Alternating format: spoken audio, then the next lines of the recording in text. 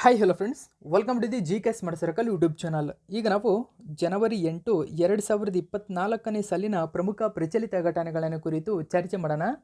ನಿಮಗೆಲ್ಲ ಗೊತ್ತಿರಲಿ, ಪ್ರತಿದಿನ ನಾನು ಕನ್ನಡದ ಪ್ರಜಾವಾಣಿ ಸೇರಿದಂತೆ ಕನ್ನಡದ ಇತರ ಎಲ್ಲ ನ್ಯೂಸ್ ಪೇಪರ್ಗಳು, ಇಂಗ್ಲೀಷ್ನ ದಿ ಹಿಂದೂ ಮತ್ತು ಇಂಗ್ಲೀಷ್ನ ಇತರ ಎಲ್ಲ ನ್ಯೂಸ್ ಪೇಪರ್ಗಳ ಜೊತೆಗೆ ಕೇಂದ್ರ ಸರ್ಕಾರ ಪ್ರತಿದಿನ ಅಪ್ಡೇಟ್ ಮಾಡತಕ್ಕಂಥ PIB ನ್ಯೂಸ್ ಪೇಪರ್ಗಳ ಪ್ರಮುಖ ಪ್ರಚಲಿತ ಘಟನೆಗಳನ್ನು ನಿಮ್ಮ ಮುಂದೆ ತರ್ತಾ ಇರ್ತೀನಿ. ಹಾಗಾದರೆ ಇವತ್ತಿನ ಕ್ವಶ್ಚನ್ ನಂಬರ್ 1 ಏನಿದೆ ಅಂತ ನೋಡೋಣ ಬನ್ನ. ನೋಡಿ, ಇಸ್ರೋ ಭಾರತೀಯ ಬಾಹ್ಯಾಕಾಶ ಸಂಶೋಧನಾ ಸಂಸ್ಥೆ ಉಡಾವಣೆ ಮಾಡಿರುವ ಭಾರತದ ಮೊಟ್ಟ ಮೊದಲ ಸೂರ್ಯ ಮಿಷನ್ ಆದಿತ್ಯ L1 ಯಶಸ್ವಿಯಾಗಿ ಕಕ್ಷೆಯನ್ನು ಸೇರಿದೆ. ಅಂದರೆ L1 ಲಾಗ್ರೇಂಜ್ ಪಾಯಿಂಟ್ 1 ಅಂತ ಹೇಳ್ತೀವಿ. ಈ ಕಕ್ಷೆಯನ್ನು ಯಶಸ್ವಿಯಾಗಿ ಸೇರಿದೆ. ಹಾಗಾದರೆ ಇದರ ಜೊತೆಗೆ ಅಂದರೆ ಆದಿತ್ಯ L1 ಜೊತೆಗೆ ಎಷ್ಟು ಪೆಲೋಡ್ಗಳನ್ನು ಕಳುಹಿಸಲಾಗಿದೆ? ಪೆಲೋಡ್ಗಳು ಅಂದ್ರೇನು? ನೋಡಿ, ಪೆಲೋಡ್ಗಳು ಅಂತಂದರೆ ಮುಖ್ಯವಾಗಿ ಸೂರ್ಯನ ವಿವಿಧ ಭಾಗಗಳನ್ನು ಅಧ್ಯಯನ ಮಾಡಲು ಸಪ್ರೇಟ್ ಆಗಿರತಕ್ಕಂಥ, ಅಂದರೆ ಸೂರ್ಯನ ಕಿರಣಗಳನ್ನಾಗಿರ್ಬೋದು ಅಥವಾ ಒಂದು ಪ್ಲಾಸ್ಮಾ ಆಗಿರ್ಬೋದು ಮತ್ತು ಅದರ ವಿವಿಧ ಭಾಗಗಳನ್ನು ಅಧ್ಯಯನ ಮಾಡಲು ವಿವಿಧ ರೀತಿಯ ಪೆಲೋಡ್ಗಳನ್ನು ಕಳುಹಿಸಲಾಗಿರುತ್ತದೆ. ಸೊ ಇದೀಗ ಆ ಪೆಲೋಡ್ಗಳಿಗೆ ಸಂಬಂಧಪಟ್ಟಂತೆ ಹೆಚ್ಚಿನ ಕ್ವಶನ್ಗಳು ಬರ್ತಾ ಇದ್ದಾವೆ. ಸೊ ಈ ಪೆಲೋಡ್ಗಳನ್ನು ಮುಖ್ಯವಾಗಿ ಆದಿತ್ಯ L1ನಲ್ಲಿ 7 ಪೆಲೋಡ್ಗಳನ್ನು ಕಳುಹಿಸಲಾಗಿದೆ. ಆ 7 ಪೆಲೋಡ್ಗಳ ಕಾರ್ಯವೇನು, ಅದರ ಡೀಟೇಲ್ಸನ್ನು ಕೂಡ ನಾನು ಈ ಒಂದು ವಿಡಿಯೋದಲ್ಲಿ ನಿಮಗೆ ಕೊಡ್ತೀನಿ. ನೋಡಿ, ಕನ್ನಡದ ನ್ಯೂಸ್ ಪೇಪರ್ ಆಗಿರತಕ್ಕಂಥ ಪ್ರಜಾವಾಣಿಯಲ್ಲಿ ಈ ಒಂದು ಮಾಹಿತಿಯನ್ನು ಕೊಟ್ಟಿದ್ದಾರೆ. ಭಾರತೀಯ ಸೌರ ಸಂಶೋಧನೆಯ ಮೊದಲ ಉಪಗ್ರಹ ಯಶಸ್ವಿಯಾಗಿದೆ. ಗಮ್ಯ ಸೇರಿದ ಆದಿತ್ಯ L1. ಹಾಗಾದರೆ ಡೀಟೇಲ್ಸನ್ನು ತಿಳ್ಕೊಳ್ಳೋಣ. ಇಸ್ರೋ ಉಡಾವಣೆ ಮಾಡಿರುವ ಭಾರತದ ಮೊದಲ ಸೂರ್ಯ ಮಿಷನ್ ಆದಿತ್ಯ L1 ಜನವರಿ 6, 2024ರಂದು ಯಶಸ್ವಿಯಾಗಿ ತನ್ನ ಸ್ಥಾನವನ್ನು ತಲುಪಿದೆ. ಅಂದರೆ ಆದಿತ್ಯ L1 ಮುಖ್ಯವಾಗಿ ನೋಡಿ, ಕರೋನಲ್ ಕಕ್ಷೆ ಅಂದರೆ ಸೂರ್ಯನ ಕರೋನಾ ಭಾಗ, ಅಂದರೆ ಸೂರ್ಯನ ಅತ್ಯಂತ ಹೊರಮೈ ಅಂತ ಹೇಳ್ತೀವಿ. ಆ ಭಾಗದಲ್ಲಿರ್ತಕ್ಕಂಥ ಕಕ್ಷೆ ಅಂದರೆ ಸೂರ್ಯನ ಕಕ್ಷೆಯಲ್ಲಿರ್ತಕ್ಕಂಥ ಕರೋನಾ ಭಾಗವನ್ನು ಅಧ್ಯಯನ ಮಾಡುವುದು. ಅದರ ಜೊತೆಗೆ ಭೂಮಿ ಮತ್ತು ಸೂರ್ಯನ ನಡುವೆ ಇರತಕ್ಕಂಥ ಲಾಂಗ್ರೇಂಜ್ ಪಾಯಿಂಟ್ 1 ಅಂತ ಹೇಳ್ತೀವಿ, ಅಂದರೆ L1 ಅಂತ ಕರಿತೀವಿ ಇದನ್ನು. ಇದರ ಸಂಪೂರ್ಣ ಅಧ್ಯಯನಕ್ಕಾಗಿ ಉಡಾವಣೆ ಮಾಡಲಾಗಿದೆ. ನೋಡಿ, ಇದರ ಉದ್ದೇಶವೇನು? ಸೂರ್ಯ ಮತ್ತು ಭೂಮಿಯ ಲಾಗ್ರೇಂಜ್ ಪಾಯಿಂಟ್ 1 ಅಂತ ಹೇಳ್ತೀವಿ, ಅಂದರೆ L1 ಪಾಯಿಂಟನ್ನು ಅಧ್ಯಯನ ಮಾಡುವ ಉದ್ದೇಶವನ್ನು ಹೊಂದಿದೆ. ಮೇಜರಾಗಿ ಸೂರ್ಯನ ಕರೋನಾ ಭಾಗವನ್ನು ಅಧ್ಯಯನ ಮಾಡುತ್ತದೆ. ಜನವರಿ 6ರಂದು ಲಾಗ್ರೇಂಜ್ ಪಾಯಿಂಟ್ 1ರ ಸುತ್ತಲಿನ ಪ್ರಭಾವ ವಲಯ ಕಕ್ಷೆಗೆ ಆದಿತ್ಯವನ್ನು ಇಳಿಸಲಾಗುವುದು ಎಂದು ತಿಳಿಸಲಾಗಿದೆ. ಆದಿತ್ಯ L1 ಮಿಷನ್ ಬಗ್ಗೆ ನಾವು ನೋಡೋದಾದರೆ, ನೋಡಿ, ಆದಿತ್ಯ L1 2023ರ ಸೆಪ್ಟೆಂಬರ್ 2ರಂದು PSLV C-57 ಮೂಲಕ ಉಡಾವಣೆ ಮಾಡಲಾಗಿತ್ತು. ಆದಿತ್ಯ L1 ಸೂರ್ಯನನ್ನು 1.5 ಮಿಲಿಯನ್ ಕಿಲೋಮೀಟರ್ ದೂರದಿಂದ ಅಧ್ಯಯನ ಮಾಡುತ್ತದೆ. ನೋಡಿ, ಸರಿಸುಮಾರು 1.5 ಮಿಲಿಯನ್, ನೋಡಿ 15 ಲಕ್ಷ ಕಿಲೋಮೀಟರ್ ಅಂತ ಹೇಳ್ಬಹುದು ನಾವು. ಓಕೆ, ಸೊ 1.5 ಮಿಲಿಯನ್ ಕಿಲೋಮೀಟರ್ ದೂರದಿಂದ ಅಧ್ಯಯನ ಮಾಡಲು ಬಾಹ್ಯಾಕಾಶ ಆಧಾರಿತ ವೀಕ್ಷಣಾಲಯ ವರ್ಗದ ಭಾರತೀಯ ಸೌರ ಮಿಷನ್ ಆಗಿದೆ. L1 ಹಂತವನ್ನು ತಲುಪಲು ಇದು ಸರಿಸುಮಾರು 125 ದಿನಗಳನ್ನು ತೆಗೆದುಕೊಂಡಿದೆ. ಹಾಗಾದರೆ ಆಸ್ಟ್ರೋಸೆಟ್ ಈ ಹಿಂದೆ ಖಗೋಳವನ್ನು ಅಧ್ಯಯನ ಮಾಡಲು ಕಳಿಸಲಾಗಿತ್ತು. ಖಗೋಳ ವಲಯ, ನೋಡಿ ಖಗೋಳ ಆಸ್ಟ್ರೋಸ್ಯಾಟ್ 2015ರಲ್ಲಿ ಇದನ್ನು ಉಡಾವಣೆ ಮಾಡಲಾಗಿತ್ತು. ಇದರ ನಂತರ ಆದಿತ್ಯ L1 ಎಂಬುದು ಇಸ್ರೋದ 2ನೇ ಖಗೋಳ ವೀಕ್ಷಣಾಲಯದ ವರ್ಗದ ಮಿಷನ್ ಆಗಿದೆ. ನೋಡಿ, ಖಗೋಳವನ್ನು ಅಧ್ಯಯನ ಮಾಡಲು ಇಸ್ರೋ ಕಳಿಸಿದ 2ನೇ ಮಿಷನ್ ಯಾವುದು ಅಂತ ಕೇಳಿದರೆ ಅದು ಆದಿತ್ಯ L1. ಮೊದಲ ಮಿಷನ್ ಯಾವುದು ಅಂತ ಕೇಳಿದರೆ ಆಸ್ಟ್ರೋಸ್ಯಾಟ್ ಅಂತ ಹೇಳ್ತೀವಿ, 2015ರಲ್ಲೇ ಕಳುಹಿಸಿತ್ತು. ಹಾಗಾದರೆ ಆದಿತ್ಯ L1 ಮಿಷನ್ಗೆ ಸಂಬಂಧಿಸಿದ 7 ಪೆಲೋಡ್ಗಳು, ನೋಡಿ ಇದಕ್ಕೆ ಸಂಬಂಧಪಟ್ಟಂತೆ ಕ್ವಶನ್ಗಳನ್ನು ಕೇಳುತ್ತಾರೆ. ಹಾಗಾದರೆ ಈ 7 ಪೆಲೋಡ್ಗಳಲ್ಲಿ 4 ಪೆಲೋಡ್ಗಳು ರಿಮೋಟ್ ಸೆನ್ಸಿಂಗ್ ಪೆಲೋಡ್ಗಳಾಗಿವೆ. ಅಂದರೆ ರಿಮೋಟ್ ಮೂಲಕ ವರ್ಕ್ ಮಾಡತಕ್ಕಂಥ ಸೆನ್ಸಿಂಗ್ ಪೆಲೋಡ್ಗಳಿವು. ಇವುಗಳನ್ನು ಕೂಡ ಅದರ ಮೂಲಕ ಕಳಿಸಲಾಗಿರುತ್ತದೆ. ಒಂದನೇದಾಗಿ ನೋಡಿ, VELC ಅಂತ ಹೇಳ್ತೀವಿ. VELC visible emission line coronagraph ಅಂತ ಹೇಳ್ತೀವಿ. ನೋಡಿ, ಇದು ಸೂರ್ಯನ ಕರೋನಾ ಒಂದು ಭಾಗವನ್ನು ಇಲ್ಲಿಂದ ರಿಮೋಟ್ನಿಂದಲೇ ವರ್ಕ್ ಮಾಡತಕ್ಕಂಥ ಒಂದು ಸಾಮರ್ಥ್ಯವನ್ನು ಹೊಂದಿದೆ.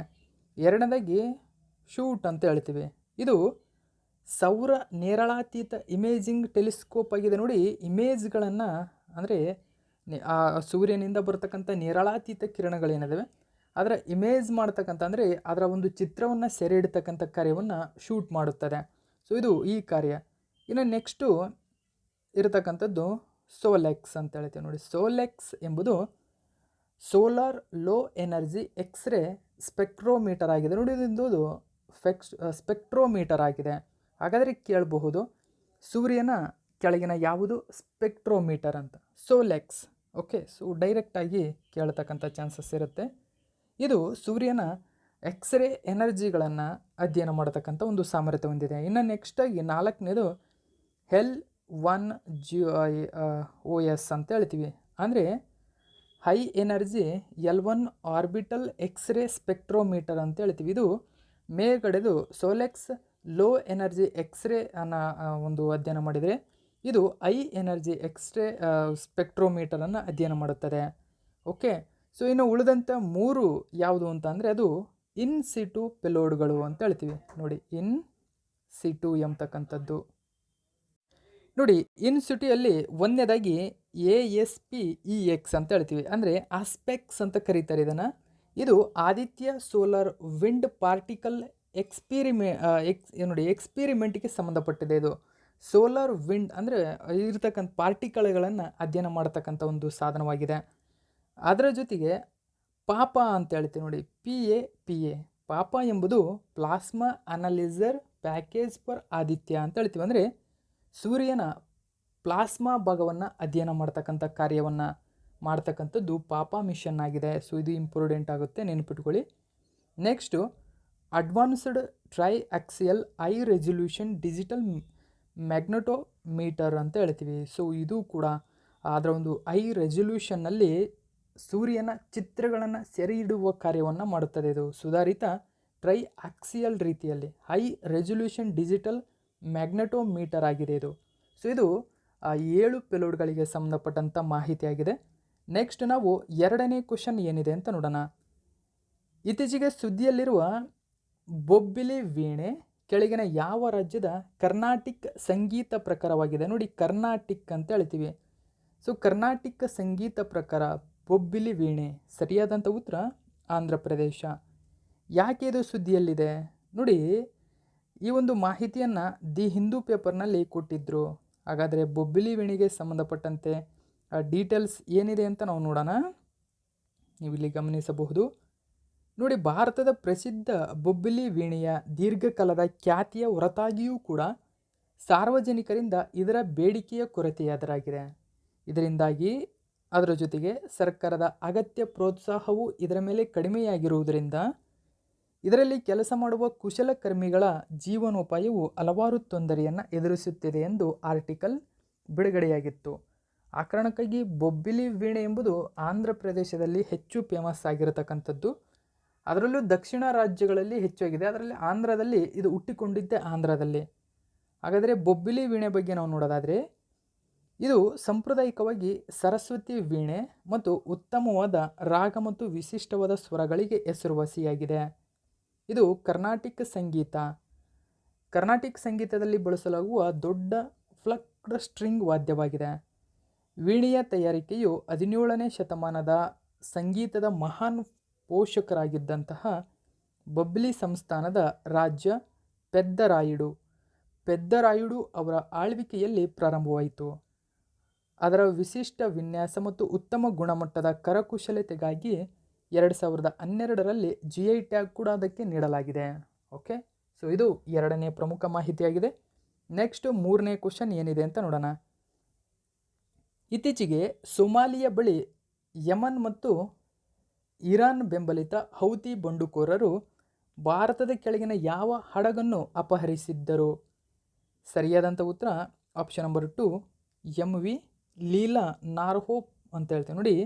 MV ಲೀಲಾ ನಾರ್ಪೋಕ್ ಎಂಬತಕ್ಕಂಥ ಹಡಗನ್ನು, ಅದರಲ್ಲಿ 15 ಜನ ಭಾರತೀಯರಿದ್ದರು. ಇದೊಂದು ಸರಕು ಸಾಗಾಣಿಕೆ ಹಡಗಾಗಿತ್ತು. ಈ ಹಡಗನ್ನು ಯೆಮೆನ್ ಇರಾನ್ನ ಬೆಂಬಲಿತ ಹೌತಿ ಬಂಡುಕೋರರು ಬಂಧಿಸಿ ಅಪಹರಣ ಮಾಡಿದರು. ಆದರೆ ಭಾರತದ ನೌಕಾಪಡೆ ಕ್ರಮವನ್ನು ಕೈಗೊಂಡು ಸಂಪೂರ್ಣವಾಗಿ ಅವರ 15 ಜನರನ್ನು ರಕ್ಷಣೆ ಮಾಡುವುದರೊಂದಿಗೆ ಅವರನ್ನು ಸುರಕ್ಷಿತಗೊಳಿಸಿದೆ. ನೋಡಿ, ಇಂಡಿಯಾ ಟುಡೇಯಲ್ಲಿ ಈ ಒಂದು ಮಾಹಿತಿಯನ್ನು ಕೊಟ್ಟಿದ್ದರು. ನಾವು ಡೀಟೇಲ್ಸನ್ನು ತಿಳ್ಕೊಳ್ಳೋಣ. ಜನವರಿ 4, 2024ರಂದು ಸೊಮಾಲಿಯಾ ಕರಾವಳಿಯಲ್ಲಿ ಅಪಹರಿಸಲಾದ MV ಲೀಲಾ ನಾರ್ಪೋಕ್ ಎಂಬ ಸರಕು ಸಾಗಣೆ ಹಡಗಿನಲ್ಲಿದ್ದ 15 ಜನ ಭಾರತೀಯರು ಸೇರಿದಂತೆ ಎಲ್ಲ 21 ಸಿಬ್ಬಂದಿಯನ್ನು ರಕ್ಷಿಸಲಾಗಿದೆ. MV ಲೀಲಾ ನಾರ್ಪೋಕ್ ಹಡಗಿನಲ್ಲಿ 5 ಅಥವಾ 6 ಅಜ್ಞಾತ ಶಸ್ತ್ರಸಜ್ಜಿತ ಸಿಬ್ಬಂದಿಗಳು ಇದ್ದರು. ಭಾರತೀಯ ನೌಕಾಪಡೆಯ ಯುದ್ಧ ನೌಕೆ INS ಚೆನ್ನೈ, ನೋಡಿ INS ಚೆನ್ನೈ ಸೊಮಾಲಿಯಾ ಕರಾವಳಿಯಲ್ಲಿ ಅಪಹರಣಕ್ಕೊಳಗಾದ ಹಡಗನ್ನು ತಲುಪಿದ್ದು ಇದರಲ್ಲಿರುವ ಎಲ್ಲ ಭಾರತೀಯರನ್ನು ಸುರಕ್ಷಿತಗೊಳಿಸಲಾಗಿದೆ ಎಂದು ತಿಳಿಸಿದೆ. ಕಳೆದ ಕೆಲವು ತಿಂಗಳುಗಳಲ್ಲಿ ಕಡಲ್ಗಳ್ಳರು ಮುಖ್ಯವಾಗಿ ಕೆಂಪು ಸಮುದ್ರ ಮತ್ತು ಹೆಡನ್ ಕೊಲ್ಲಿಯಲ್ಲಿ ತಮ್ಮ ಅಪರಾಧಗಳನ್ನು ಹೆಚ್ಚಿಸಿದ್ದಾರೆ. ಯಮನ್ನ ಇರಾನ್ನ ಬೆಂಬಲಿತ ಹೌತಿ ಬಂಡುಕೋರರು ಇಲ್ಲಿ ಹೆಚ್ಚು ಸಕ್ರಿಯರಾಗಿದ್ದಾರೆ ಎಂದು ವರದಿ ಮಾಡಿದೆ. ನೆಕ್ಸ್ಟ್ ನಾವು 4ನೇ ಕ್ವಶನ್ ಏನಿದೆ ಅಂತ ನೋಡೋಣ. ನೋಡಿ, ಇಂಪಾರ್ಟೆಂಟ್ ಆಗುತ್ತೆ ಕ್ವಶನ್ ಇದು. ಇತ್ತೀಚೆಗೆ ಪ್ರಾಜೆಕ್ಟ್ ವೀರ್ಗತ, ನೋಡಿ ಪ್ರಾಜೆಕ್ಟ್ ವೀರ್ಗತದ 3ನೇ ಆವೃತ್ತಿಯನ್ನು ಅನಾವರಣಗೊಳಿಸಲಾಗಿದೆ. ಹಾಗಾದರೆ ಈ ಉಪಕ್ರಮವನ್ನು ಕೆಳಗಿನ ಯಾವ ಸಚಿವಾಲಯವು ಜಾರಿಗೆ ತಂದಿದೆ ಅಥವಾ ತಂದಿವೆ? ಪ್ರಾಜೆಕ್ಟ್ ವೀರ್ಗತ.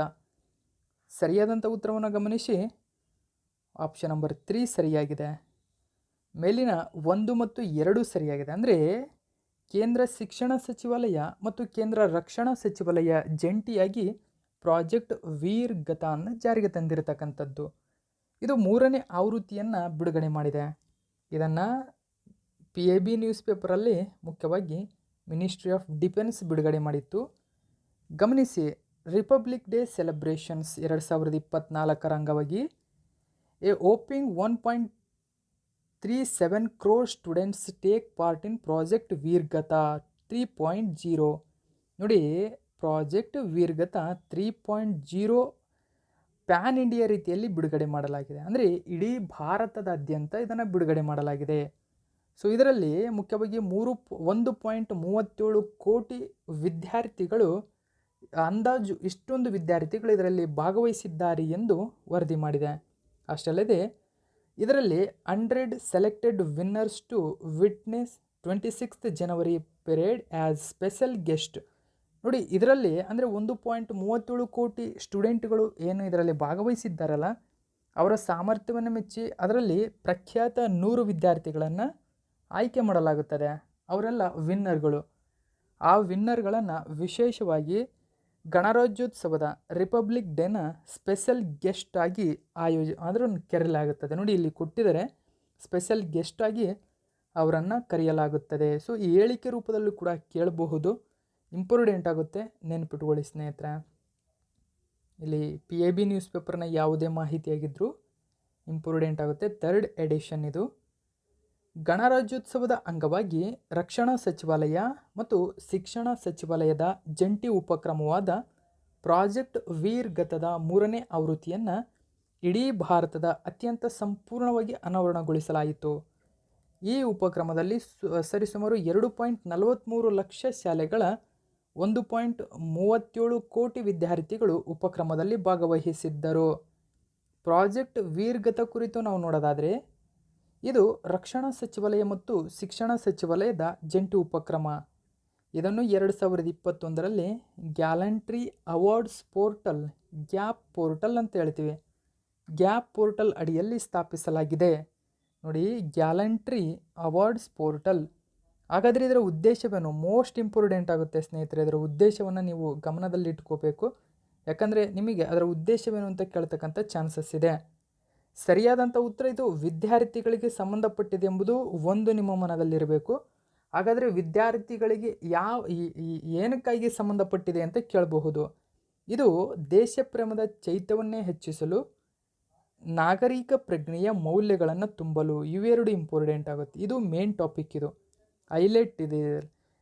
ವಿದ್ಯಾರ್ಥಿಗಳಲ್ಲಿ ದೇಶ ಪ್ರೇಮದ ಚೈತನ್ಯ ಮತ್ತು ಅವರಲ್ಲಿ ನಾಗರಿಕ ಪ್ರಜ್ಞೆಯ ಮೌಲ್ಯಗಳನ್ನು ಹೆಚ್ಚಿಸಲು ಈ ಪ್ರಮುಖ ಯೋಜನೆಯನ್ನು ಜಾರಿಗೆ ತರಲಾಗಿದೆ. ಅಷ್ಟೇ ಅಲ್ಲದೆ ವಿದ್ಯಾರ್ಥಿಗಳಲ್ಲಿ ಶೌರ್ಯ ಪ್ರಶಸ್ತಿಯನ್ನು ಪಡೆದಂಥವರು ಅಥವಾ ಪುರಸ್ಕೃತರ ಶೌರ್ಯದ ಕಾರ್ಯಗಳ ವಿವರಗಳನ್ನು ಮತ್ತು ಈ ಧೈರ್ಯಶಾಲಿ ಹೃದಯಗಳ ಜೀವನ ಕಥೆಗಳನ್ನು ಪ್ರಸಾರ ಮಾಡುವ ಉದ್ದೇಶದಿಂದ ಈ ಉಪಕ್ರಮವನ್ನು ಇಡೀ ಭಾರತದ ಆದ್ಯಂತ ಜಾರಿ ಮಾಡಲಾಗಿದೆ. ಅಂದರೆ ಇಡೀ ಭಾರತದಾದ್ಯಂತ ಪ್ಯಾನ್ ಇಂಡಿಯಾ ರೀತಿಯಲ್ಲಿ. ಓಕೆ, ಸೊ ನೆಕ್ಸ್ಟ್ ನಾವು 5ನೇ ಕ್ವಶನ್ ಏನಿದೆ ಅಂತ ನೋಡೋಣ. ಇತ್ತೀಚೆಗೆ ಭಾರತ ಮತ್ತು USAID ನೋಡಿ, USAID ಕೆಳಗಿನ ಯಾವ ಉದ್ದೇಶದೊಂದಿಗೆ ತಿಳುವಳಿಕೆ ಒಪ್ಪಂದಕ್ಕೆ ಸಹಿ ಮಾಡಿವೆ? ಭಾರತ ಮತ್ತು USAID ಸರಿಯಾದಂಥ ಉತ್ತರ ಆಪ್ಷನ್ ನಂಬರ್ 2 ಸರಿಯಾಗಿದೆ. 2030 ವೇಳೆಗೆ ರೈಲ್ವೆ ವಲಯದಲ್ಲಿ ನೋಡಿ, 2030 ವೇಳೆಗೆ ಭಾರತೀಯ ರೈಲ್ವೆ ವಲಯದಲ್ಲಿ ನಿವ್ವಳ ಶೂನ್ಯ ಇಂಗಾಲದ ಹೊರಸೂಸುವಿಕೆಯನ್ನು ಸಾಧಿಸುವ ಉದ್ದೇಶದಿಂದಾಗಿ ಮೆಮೊರೆಂಡಮ್ ಆಫ್ ಅಂಡರ್ಸ್ಟ್ಯಾಂಡಿಂಗ್ ತಿಳುವಳಿಕೆ ಪತ್ರಕ್ಕೆ ಇಂಡಿಯಾ ಮತ್ತು USAID ಸಹಿ ಹಾಕಿರತಕ್ಕಂಥದ್ದು. ಸೊ ಈ ಒಂದು ಮಾಹಿತಿಯನ್ನು ದಿ ಹಿಂದೂ ಪೇಪರ್ನಲ್ಲಿ ಕೊಟ್ಟಿದ್ದರು, ಗಮನಿಸಿ. ಇದಕ್ಕೆ ಸಂಬಂಧಪಟ್ಟಂತೆ ಕ್ಯಾಬಿನೆಟ್ ಕೂಡ ಅಪ್ರೂವ್ ಮಾಡಿದೆ. ಓಕೆ, ಸೊ ಕೇಂದ್ರದ ಕ್ಯಾಬಿನೆಟ್ ಕೂಡ ಅಪ್ರೂವ್ ಮಾಡಿರ್ತಕ್ಕಂಥದ್ದು. ನೀವು ಇಲ್ಲಿ ಗಮನಿಸಬಹುದು, USAID ಮತ್ತು ಇಂಡಿಯಾ ಇಲ್ಲಿ 2 ಮೆಮೊರೆಂಡಮ್ ಆಫ್ ಅಂಡರ್ಸ್ಟ್ಯಾಂಡಿಂಗ್ಗೆ ಸಹಿ ಹಾಕಿವೆ. ಸೊ ಹಾಗಾದರೆ ಏನು ಸಪೋರ್ಟಿಂಗ್ ಇದಕ್ಕೆ, ಏನು ಕಾರಣ ಅಂತ ಇವೆರಡು ಒಪ್ಪಂದಕ್ಕೆ ಅಂತ ಅಂದರೆ, Indian railways to achieves mission net zero carbon emission ನೋಡಿ, 2030 ವೇಳೆಗೆ ನೆಟ್ ಜೀರೋ ಕಾರ್ಬನ್ ಎಮಿಷನ್ ಸಾಧಿಸುವ ಉದ್ದೇಶದಿಂದಾಗಿ ಸಹಿ ಹಾಕಿರತಕ್ಕಂಥದ್ದು. ನ್ಯೂಸ್ ಪೇಪರಲ್ಲಿ ಇದರ ಮಾಹಿತಿಯನ್ನು ಕೊಟ್ಟಿದ್ದರು. 2030 ವೇಳೆಗೆ ಇದನ್ನು ಸಾಧಿಸುವ ಗುರಿಯನ್ನು ಹಾಕಿಕೊಳ್ಳಲಾಗಿದೆ. ಒಪ್ಪಂದವು ಬಹುಮುಖ್ಯವಾಗಿ ಯುಟಿಲಿಟಿ ಆಧುನೀಕರಣ, ಸುಧಾರಿತ ಇಂಧನ ಪರಿಕರಗಳು, ಪ್ರಾದೇಶಿಕ ಇಂಧನ ಮಾರುಕಟ್ಟೆ ಏಕೀಕರಣ, ಖಾಸಗಿ ವಲಯದ ಭಾಗವಹಿಸುವಿಕೆ, ತರಬೇತಿ ಮತ್ತು ಜ್ಞಾನ ಹಂಚಿಕೆ ಸೇರಿದಂತೆ ಹಲವಾರು ಪ್ರಮುಖ ಕ್ಷೇತ್ರಗಳ ಮೇಲೆ ಕೇಂದ್ರೀಕರಿಸುತ್ತದೆ. ನೆಕ್ಸ್ಟ್ ನಾವು 6ನೇ ಕ್ವಶನ್ ನೋಡೋಣ. ಇತ್ತೀಚೆಗೆ ಕೇಂದ್ರದ ವಾಣಿಜ್ಯ ಮತ್ತು ಕೈಗಾರಿಕಾ ಸಚಿವಾಲಯದ ವರದಿಯ ಪ್ರಕಾರ 2022-23 ಆರ್ಥಿಕ ವರ್ಷದಲ್ಲಿ ಭಾರತದ ರಫ್ತುಗಳ ಒಟ್ಟು ಮೌಲ್ಯ ಎಷ್ಟು ರಫ್ತು ಮಾಡಿದೆ ಅಂತ ಕೇಳ್ತಾರೆ. ಸರಿಯಾದಂಥ ಉತ್ತರ ಆಪ್ಷನ್ ನಂಬರ್ 2 60 ಲಕ್ಷ ಕೋಟಿ ರೂಪಾಯಿ. ನೋಡಿ, ಕೇವಲ ಒಂದು ವರ್ಷದಲ್ಲಿ. ಗಮನಿಸಿ, India exports products worth ₹60 lakh crore ಇನ್ ಫಿನಾನ್ಷಿಯಲ್ ಇಯರ್ 2022-23. ಕಾಮರ್ಸ್ ಮಿನಿಸ್ಟರ್ ಆಗಿರತಕ್ಕಂಥ ಪಿಯೂಷ್ ಗೋಯಲ್ ಈ ಒಂದು ವರದಿಯನ್ನು ಮಾಡಿದ್ದಾರೆ. ನೋಡಿ, ವಾಣಿಜ್ಯ ಸಚಿವರಾಗಿರತಕ್ಕಂಥ ಪಿಯೂಷ್ ಗೋಯಲ್ ಅವರು ವರದಿಯ ಪ್ರಕಾರ 2022-23ರಲ್ಲಿ ಸರಿಸುಮಾರು ಒಂದು ವರ್ಷದ ಅವಧಿಯಲ್ಲಿ 60 ಲಕ್ಷ ಕೋಟಿ ಮೌಲ್ಯದ ಒಂದು ಉತ್ಪನ್ನಗಳನ್ನು ರಫ್ತು ಮಾಡಲಾಗಿದೆ. ಡೀಟೇಲ್ಸನ್ನು ತಿಳ್ಕೊಳ್ಳೋಣ. ನೋಡಿ, ಇಲ್ಲಿ ಮಾಹಿತಿಯನ್ನು ಕೊಟ್ಟಿದ್ದಾರೆ. 2022-23 ಆರ್ಥಿಕ ವರ್ಷದಲ್ಲಿ ಭಾರತವು 60 ಲಕ್ಷ ಕೋಟಿ ಮೌಲ್ಯದ ಉತ್ಪನ್ನಗಳನ್ನು ರಫ್ತು ಮಾಡಿದೆ. ಈ ಮೂಲಕ ಇದನ್ನು ವಾಣಿಜ್ಯ ಮತ್ತು ಕೈಗಾರಿಕಾ ಸಚಿವಾಲಯ ಮಾಹಿತಿಯನ್ನು ತಿಳಿಸಿದೆ. ಸೊ ಬ್ಯೂರೋ ಆಫ್ ಇಂಡಿಯನ್ ಸ್ಟ್ಯಾಂಡರ್ಡ್ಸ್ನ 77ನೇ ಸಂಸ್ಥಾಪನಾ ದಿನವನ್ನು ಉದ್ದೇಶಿಸಿ ಮಾತನಾಡಿದ ಅವರು, ಭಾರತವು ತನ್ನ ಮಹತ್ವಾಕಾಂಕ್ಷೆಯ ಗುರಿಗಳನ್ನು ಸಾಧಿಸಲು ಮತ್ತು ಅಭಿವೃದ್ಧಿ ಹೊಂದಿದ ರಾಷ್ಟ್ರವಾಗಲು ಸಹಾಯ ಮಾಡುವಲ್ಲಿ ಉತ್ತಮ ಗುಣಮಟ್ಟದ ಮಾನದಂಡಗಳ ಪ್ರಾಮುಖ್ಯತೆಯನ್ನು ಒತ್ತಿ ಹೇಳಿದರು. ನೆಕ್ಸ್ಟ್ 7ನೇ ಕ್ವಶನ್ ಏನಿದೆ ಅಂತ ನೋಡೋಣ. ನವದೆಹಲಿಯಲ್ಲಿ ಪಂಚಾಯತ್ ರಾಜ್ ಸಂಸ್ಥೆಗಳು ಮತ್ತು ನಗರ ಸ್ಥಳೀಯ ಸಂಸ್ಥೆಗಳ ಮಹಿಳಾ ಪ್ರತಿನಿಧಿಗಳಿಗೆ ನೋಡಿ, ಮಹಿಳಾ ಪ್ರತಿನಿಧಿಗಳಿಗೆ ಇದನ್ನು ಗಮನಿಸಬೇಕು. ಮಹಿಳಾ ಪ್ರತಿನಿಧಿಗಳಿಗೆ ಲೋಕಸಭೆಯ ಸ್ಪೀಕರ್ ಆಗಿರತಕ್ಕಂಥ ಓಂ ಬಿರ್ಲಾರವರು ಯಾವ ಉಪಕ್ರಮವನ್ನು ಉದ್ಘಾಟಿಸಿದರು? ಸರಿಯಾದಂಥ ಉತ್ತರ ಆಪ್ಷನ್ ನಂಬರ್ 4 ಸರಿಯಾಗಿದೆ. ಪಂಚಾಯತ್ ಸೆ ಪಾರ್ಲಿಮೆಂಟ್ ತಕ್ ಅಂತ, ಪಂಚಾಯತ್ ಸೆ ಪಾರ್ಲಿಮೆಂಟ್ ತಕ್ ಎಂಬತಕ್ಕಂಥ ಪ್ರಮುಖ ಯೋಜನೆಯನ್ನು ಬಿಡುಗಡೆ ಮಾಡಿದರು. ಹಾಗಾದರೆ ಏನಿದು ಗೇಮ್ ಚೇಂಜರ್? ಇಲ್ಲಿ ನೀವು ಗಮನಿಸಬಹುದು, ನ್ಯೂಸ್ ಪೇಪರಲ್ಲಿ ಮಾಹಿತಿಯನ್ನು ಕೊಟ್ಟಿದ್ದಾರೆ. ಸೊ ಪಂಚಾಯತ್ ಸೆ ಪಾರ್ಲಿಮೆಂಟ್ ಥಗ್ ಅಂತ ಕರಿತೀವಿ. ಸೊ ಇದು women representatives of panchayat Raj institutions and urban local bodies ಅಂತ ಕರೀತಾರೆ. ಯಾವುದಕ್ಕಾಗಿ ಅಂತ ನೀವು ಇಲ್ಲಿ ಗಮನಿಸಬಹುದು, ಪಂಚಾಯತ್ ರಾಜ್ಗಳಲ್ಲಿ ಮತ್ತು ಸ್ಥಳೀಯ ಸಂಸ್ಥೆಗಳಲ್ಲಿ ಮಹಿಳೆಯರ ಪಾಲ್ಗೊಳ್ಳುವಿಕೆಯನ್ನು ಹೆಚ್ಚಿಸುವ ಉದ್ದೇಶದಿಂದಾಗಿ ಲೋಕಸಭೆಯಲ್ಲಿ ಓಂ ಬಿರ್ಲಾರವರು ಈ ಒಂದು ಪ್ರಮುಖ ಯೋಜನೆಯನ್ನು ಬಿಡುಗಡೆ ಮಾಡಿದ್ದಾರೆ. ಸೊ ಈ ತರಹದ ಯೋಜನೆಗಳು ನಿಮಗೆ ಎಕ್ಸಾಮಿಗೆ ಇಂಪಾರ್ಟೆಂಟ್ ಆಗುತ್ತೆ. ಮುಖ್ಯವಾಗಿ ಇದರ ಉದ್ದೇಶವೇನು ಅಂತ ಗಮನಿಸಿ. ನವದೆಹಲಿಯಲ್ಲಿ ಪಂಚಾಯತ್ ರಾಜ್ ಸಂಸ್ಥೆಗಳು ಮತ್ತು ನಗರ ಸ್ಥಳೀಯ ಸಂಸ್ಥೆಗಳ ಮಹಿಳಾ ಪ್ರತಿನಿಧಿಗಳಿಗಾಗಿ ಇದನ್ನು ಬಿಡುಗಡೆ ಮಾಡಲಾಗಿದೆ. ನೆಕ್ಸ್ಟ್ ನಾವು 8ನೇ ಕ್ವಶನ್ ಏನಿದೆ ಅಂತ ನೋಡೋಣ. ಇತ್ತೀಚೆಗೆ ಭಾರತೀಯ ಒಲಿಂಪಿಕ್ ಅಸೋಸಿಯೇಷನ್ IOAನ ಮುಖ್ಯ ಕಾರ್ಯನಿರ್ವಾಹಕ ಅಧಿಕಾರಿ CEO ಆಗಿ ಯಾರು ನೇಮಕಗೊಂಡಿದ್ದಾರೆ? ಸರಿಯಾದಂಥ ಉತ್ತರ ಆಪ್ಷನ್ ನಂಬರ್ 4 ರಘುರಾಮ್ ಅಯ್ಯರ್. ನೋಡಿ, Indian Olympic association appoints Raghuram Iyer as CEO ಆಗಿ ನೇಮಕಗೊಂಡಿದ್ದಾರೆ. ಸೊ ಇದು ಕೂಡ ಇಂಪಾರ್ಟೆಂಟ್ ಆಗುತ್ತೆ, ನೆನ್ಪಿಟ್ಕೊಳ್ಳಿ. ಅದರಲ್ಲದೆ ಅಷ್ಟೇ ಅಲ್ಲದೆ ರಘುರಾಮ್ ಅಯ್ಯರ್ ಅವರು ಈ ಹಿಂದೆ IPL ತಂಡಗಳಾಗಿರ್ತಕ್ಕಂಥ Rajasthan Royals, Lucknow Super Giants, Rising Pune Super Giants ಆಗಿರ್ಬೋದು ಮತ್ತು ಇತರೆ ಈ ಒಂದು ಕ್ಲಬ್ಗಳಲ್ಲಿ ವ್ಯಾಪಕ CEO ಆಗಿ ಕೂಡ ಸೇವೆ ಸಲ್ಲಿಸಿದ ಅನುಭವವಿದೆ. ಪ್ರಸ್ತುತ ಈ ಒಂದು IOAನ ಅಧ್ಯಕ್ಷರು PT ಉಷಾ. ಓಕೆ, ಅವರು CEO ಆಗಿದ್ದಾರೆ. ನೆಕ್ಸ್ಟು 9ನೇ ಕ್ವಶನ್ ಏನಿದೆ ಅಂತ ನೋಡೋಣ. ಇತ್ತೀಚೆಗೆ ಭಾರತೀಯ ಸಂಶೋಧಕರು ಅಭಿವೃದ್ಧಿಪಡಿಸಿರುವ ಜೋಸುರಾ ಬಾಲ್ಫಿನ್ ಅಂತೇಳಿ, ನೋಡಿ ಜೋಸುರಾ ಬಾಲ್ಫಿನ್ ಎಂಬುದು ಕೆಳಗಿನ ಏನನ್ನು ಸೂಚಿಸುತ್ತದೆ? ನೋಡಿ, ಜೋಸುರಾ ಬಾಲ್ಫಿನ್ ಆಪ್ಷನನ್ನು ನೀವಿಲ್ಲಿ ಗಮನಿಸಬಹುದು. ಸರಿಸುಮಾರು 4 ಆಪ್ಷನ್ಗಳಲ್ಲಿ ಸರಿಯಾಗಿರತಕ್ಕಂಥ ಉತ್ತರ ಆಪ್ಷನ್ ನಂಬರ್ 2 ಸರಿಯಾಗಿದೆ. ಇದೊಂದು ಔಷಧಿ ನಿರೋಧಕ ಬ್ಯಾಕ್ಟೀರಿಯಾವನ್ನು ಗುರಿಯಾಗಿಸಲು ಹೊಸ ಪ್ರತಿಜೀವಕವಾಗಿದೆ. ನೋಡಿ, ಆ್ಯಂಟಿಬಾಡಿಯಾಗಿದೆ ಇದೊಂದು. ಅಂದರೆ ಒಂದು ಬ್ಯಾಕ್ಟೀರಿಯಾ ಯಾವುದೋ ಒಂದು ಔಷಧಿಗೆ ಆ ಬ್ಯಾಕ್ಟೀರಿಯಾ ರಿಯಾಕ್ಟ್ ಮಾಡಲ್ಲ. ಅಂದರೆ ಯಾವುದೇ ಔಷಧಿ ಕೊಟ್ಟರೂ ಕೂಡ ಆ ಬ್ಯಾಕ್ಟೀರಿಯಾ ರಿಯಾಕ್ಟ್ ಮಾಡಲ್ಲ. ಆದರೆ ಆ ಬ್ಯಾಕ್ಟೀರಿಯಾವನ್ನು ಕಂಟ್ರೋಲ್ ಮಾಡುವ ಉದ್ದೇಶದಿಂದಾಗಿ ಇದೀಗ ಅಭಿವೃದ್ಧಿಪಡಿಸಲಾಗಿದೆ. ಮೋಸ್ಟ್ ಇಂಪಾರ್ಟೆಂಟ್ ಆಗುತ್ತೆ, ನೀವಿಲ್ಲಿ ಗಮನಿಸಬಹುದು. ಸೊ ನಾವು ಡೀಟೇಲ್ಸನ್ನು ತಿಳ್ಕೊಳ್ಳೋಣ ಇದರ ಬಗ್ಗೆ. ಇತ್ತೀಚೆಗೆ ಭಾರತೀಯ ಸಂಶೋಧಕರು ನೋಡಿ ಜೋಸುರಾ ಬಾಲ್ಫಿನ್ನನ್ನು ಕಂಡುಹಿಡಿದಿದ್ದಾರೆ. ಇದು ಔಷಧ ನಿರೋಧಕ ಬ್ಯಾಕ್ಟೀರಿಯಂ ಆಗಿರತಕ್ಕಂಥ ಅಸಿನೆಟೋಬ್ಯಾಕ್ಟರ್ ಬೌಮನ್ನಿಯ ವಿರುದ್ಧ ಸಂಪೂರ್ಣ ಯಶಸ್ಸು ಸಾಧಿಸಬಲ್ಲ ಹೊಸ ವರ್ಗದ ಪ್ರತಿಜೀವಕವಾಗಿದೆ.